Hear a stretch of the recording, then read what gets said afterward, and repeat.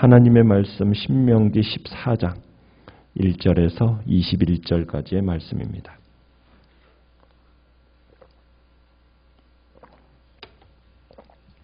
신명기 14장 1절에서 21절까지의 말씀입니다. 너희는 너희 하나님 여호와의 자녀이니 죽은 자를 위하여 자기 몸을 베지 말며 눈썹 사이 이마 위에 털을 밀지 말라.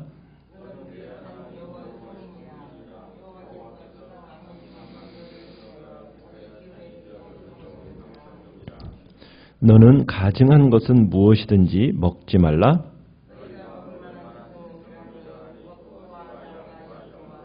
사슴과 노루와 불그스름한 사슴과 산염소와 볼기가 흰 노루와 뿔이 긴 사슴과 사냥들이라.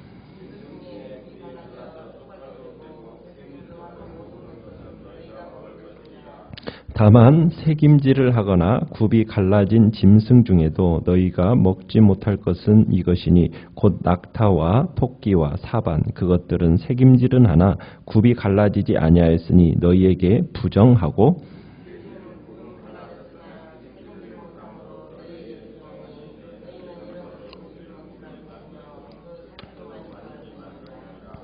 물에 있는 모든 것 중에서 이런 것은 너희가 먹을 것이니 지느러미와 비늘 있는 모든 것은 너희가 먹을 것이요.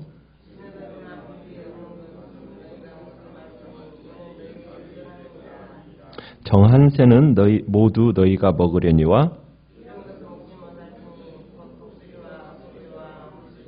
매와 새매와 매의 종류와 타조와 타흐마스와 갈매기와 새매의 종류와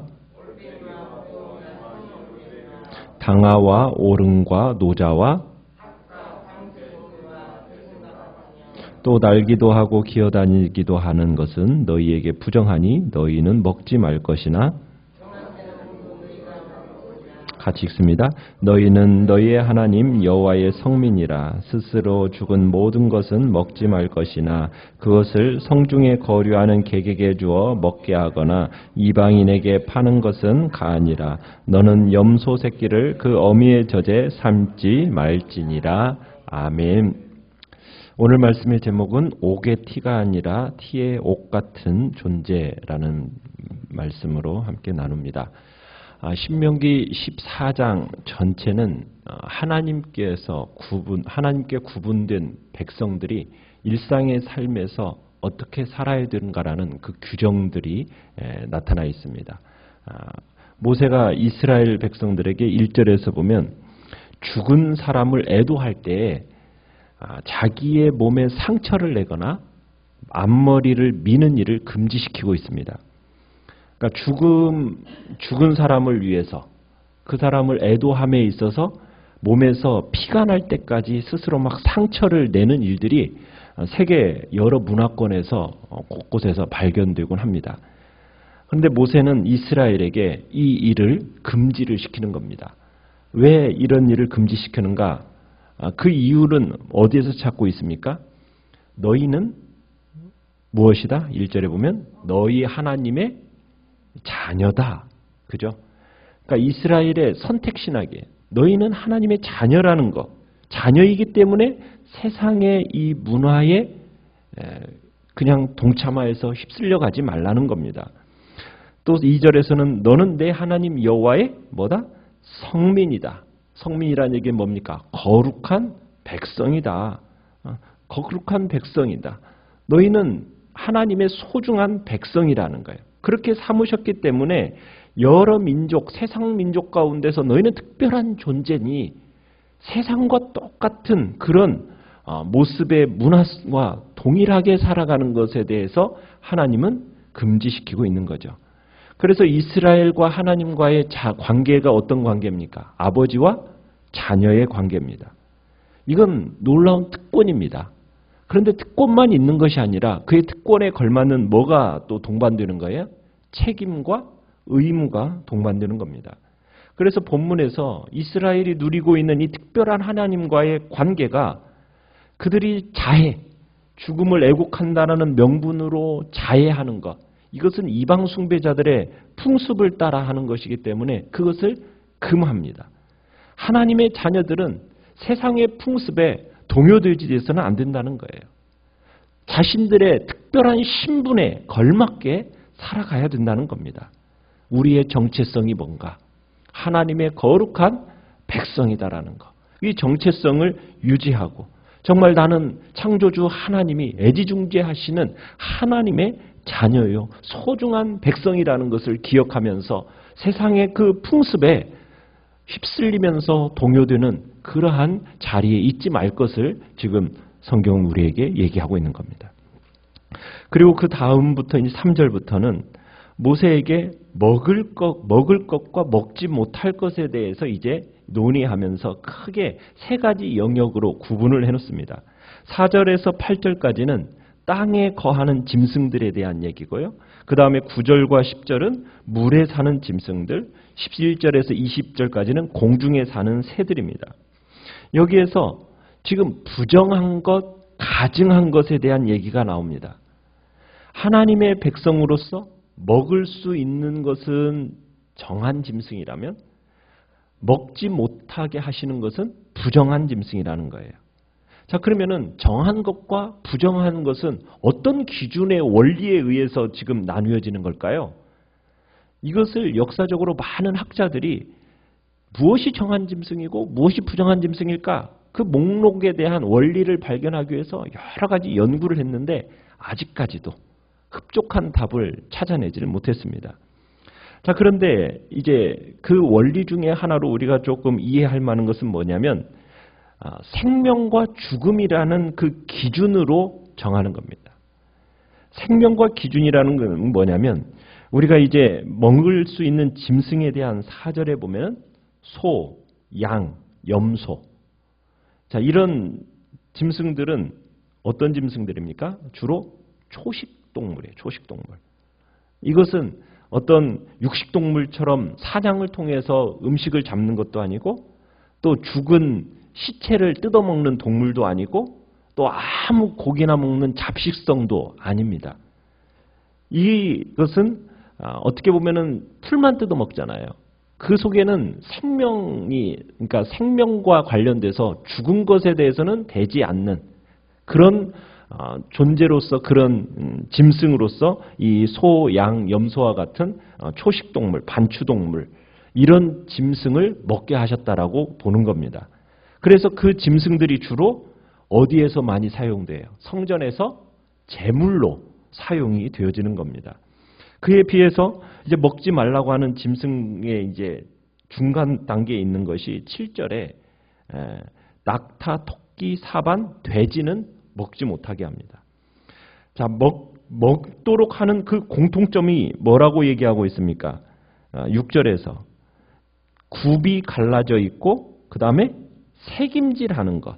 이것이 이제 전체적으로 적용이 되었다가 7절에 토끼, 사반, 낙타 같은 경우는 왜 먹지 못하도록 했습니까?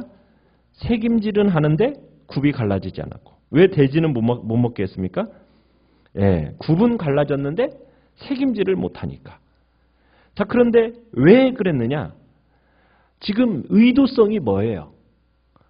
이스라엘 백성이 다른 민족과는 뭐하도록? 다르다라는 구별함에 있는 겁니다. 그러니까 하나님이 세상 사람들과 똑같이 먹을 것 다 먹는 그런 존재가 아니라 너는 하나님의 백성으로서 특별한 존재이기 때문에 자, 하나님이 기뻐하시는 짐승 이 고기만을 먹어라. 지금 그렇게 얘기를 하시는 거예요. 그러니까 의도성은 어디에 있는 겁니까? 하나님이 세상과 속에서의 구별함 속에 있다라는 겁니다. 물고기를 나누는 기준도 뭐에 있습니까? 9절에 보면은 지느러미와 비늘의 유무에 있죠. 두 가지 모두 물고기가 물속에서 움직이는데 매우 중요한 역할을 합니다. 그러니까 물속에 살아가는 그 습성을 잘 드러내는 부위가 바로 이 지느러미와 비늘이지 않습니까? 그런데 둘 중에 하나라도 없으면 어때요? 부정한 것이 되는 거예요. 그럼 먹을 수가 없어요. 다른 짐승, 다른 물고기 같은 경우는 수중에 막 기어다니지 않습니까? 배로?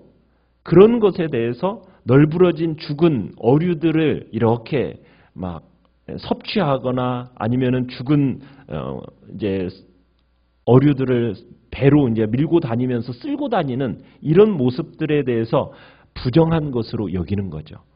그래서 수중을 헤엄치는 물고기는 이 지느러미와 비늘이 정결의 표준이 되는 겁니다. 자, 공중의 새에도 같은 기준이 적용이 돼요. 육식 조류. 그러니까는 이렇게 이제 조류 중에서도 이렇게 공격해서 뜯어먹는, 죽이는, 또 사체를 먹는 그런 조류는 먹지 못하게 합니다. 부정하게 여겨지는 거예요. 자, 그런데 금지된 조류들 사이에서 별다른 신체적인 공통점을 찾을 수가 없으니까 20가지 목록을 쫙 정리를 해놓은 겁니다. 또 그 다음에 이 19절로 가보시면은 거기는 뭐라고 되어 있습니까? 날기도 하고 기어다니기도 하는 것. 그런 건 먹지 말라. 그러니까 새가 어떤 모습이 돼야 돼요? 날아야 되는데 이렇게 그냥 땅으로 기어다니는 이런 것들은 새로서의 모습 속에서 이거 먹지 말라고 지금 이야기를 한 겁니다.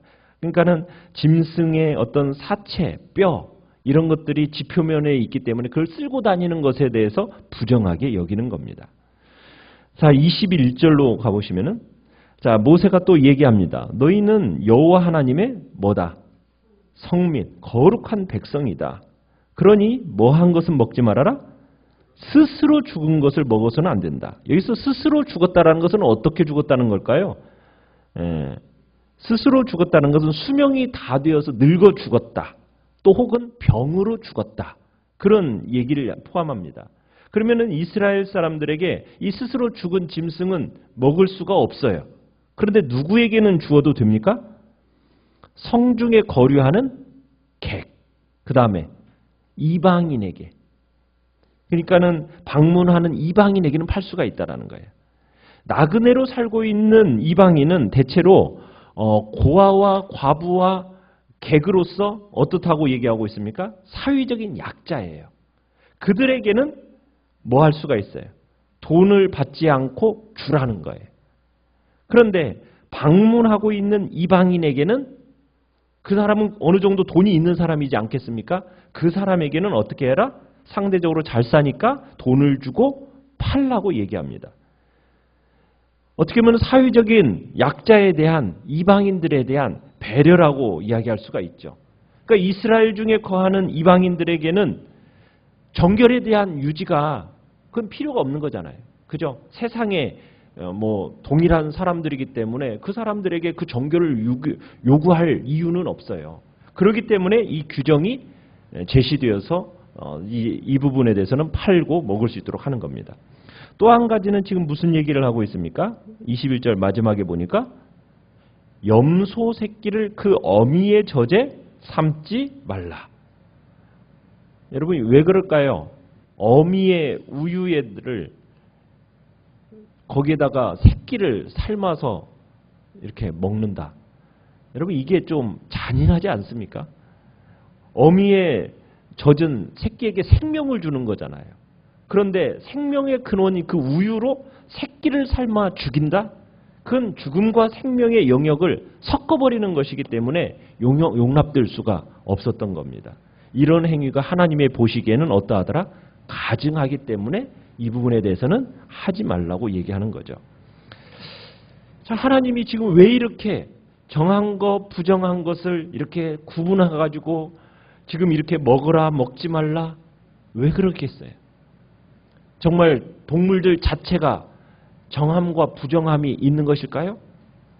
하나님이 궁극적으로 말씀하시고자 하는 것은 그 얘기가 아니에요. 뭐에 대한 얘기입니까? 하나님 백성은 너는 어떤 존재다? 거룩한 존재로 하나님을 닮아가야 된다. 너희는 세상과는 구별되게 살아가야 된다. 세상과 똑같은 모습으로 살아가는 존재가 너희가 아니다. 그 모습을 율법으로서 딱 정해주면서 세상과는 다른 존재라는 그런 자부심으로 이 땅을 살아가기를 원하고, 그리고 그 율법을 주심으로 말미암아 구원자이신 하나님의 그 거룩하심을 제시하면서 너희는 하나님의 백성으로서의 정체성을 가지고 이렇게 살아가라. 그러니까 율법이라는 것은 하나님의 백성으로서 하나님의 그 거룩함을 모방하도록 요구되어지는 법입니다. 하나님의 뜻에 따라서 그 율법을 생활 방식으로 따라가는 것은 하나님의 그 거룩함을 자기가 스스로 훈련하고 연습함으로 하나님을 닮아가게 하는 기준이 되는 거예요. 그래서 그 말씀에 우리의 마음을 두고 살아가라는 겁니다. 세상에 흐르는 풍습과 유행에 마음을 두고 살아가는 것이 아니라 어디에 마음을 두고 살아가야 됩니까?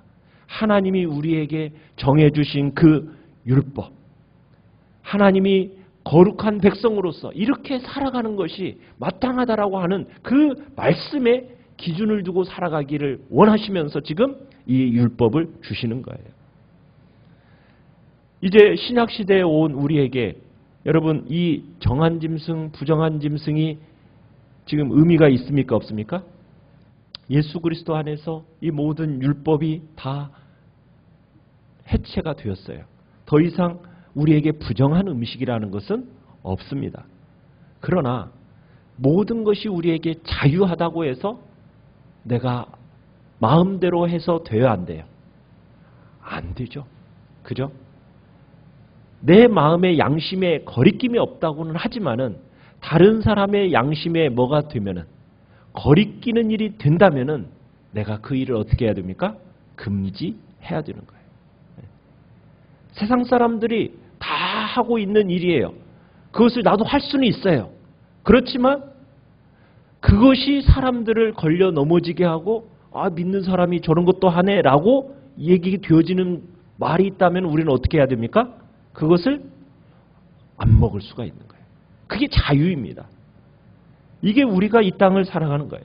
그래서 우리의 마음에는 항상 하나님의 그 말씀을 내 영혼 속에 새기면서 주신 율법이나 주신 규례들을 성가시다.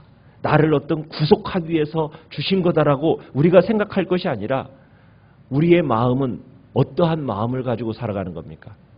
그래, 나는 세상과는 다른 존재다. 나는 하나님이 특별하게 세상 가운데서 구별하여 택한 백성이다. 그러니 내 삶은 거룩한 삶이요. 이 거룩함이 축복이고 능력이고 나의 정체성을 드러내는 복된 삶임을 기억하면서 우리는 말씀 속에서 요구하시는 대로 우리는 힘써 그 말씀이 뭐라고 말하는가, 하나님이 기뻐하시는 뜻이 어디 있는가, 이것을 우리들이 또 구분하면서 살아가는 것입니다. 그래서 오늘 우리가 살아감에 있어서도 정말 정체성을 잊지 말라는 겁니다. 세상의 모든 풍습 속에서 내가 그것을 하지 않는 이유는 나는 누구다? 하나님의 자녀다. 나는 세상 모든 사람들 속에서 어떻게 된 존재다? 특별하게 선택받아 구별된 하나님의 거룩한 백성이다. 이 정체성을 가지고 이 땅을 살아간다면 세상에 막 유행하고 풍습으로 막 우리를 아무리 유혹하도 우리가 그 정체성을 고고하게 지킨다면은 우리는 세상과는 다른 멋진 하나님의 백성으로서 드러나게 되는 것이죠. 우리는 그런 하나님의 백성으로서 우리는 티끌 같은 존재 속에서 어떤 존재라고요? 옥 같은 존재라고요. 옥의 티가 아니라 티의 옥 같은 존재가 바로 우리라는 생각을 마음속에 품으시면서 오늘 한 날도 믿음의 복된 길을 걸어가시기를 간절히 축원합니다. 오늘 말씀을 생각하면서 오늘도 우리가 하나님의 백성된 자로서 어떻게 살아가야 될지 주님 앞에서 고민하고 주님의 선하시고 기뻐하시고 온전하신 뜻을 분별하며 살아가는 복된 지혜를 달라고 위해서